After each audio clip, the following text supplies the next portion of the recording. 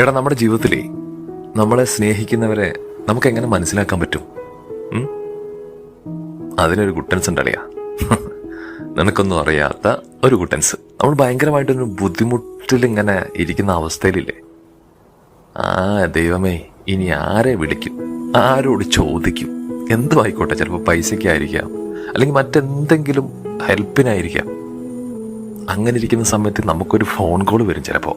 എന്നാലും അവൻ്റെ ആ ഒരു വിളി, നമ്മൾ പ്രതീക്ഷിക്കാതെ ഇരിക്കുന്ന സമയത്ത് വരുന്ന ആ ഒരു സംസാരവും അല്ലെങ്കിൽ ആ ഒരു ഫോൺ കോളൊക്കെ വല്ലാത്തൊരു എന്താ പറയാൻ വാക്കുകൾ കിട്ടുന്നില്ലടാ. അത് നമുക്ക് വലിയൊരു പ്രതീക്ഷ തരും.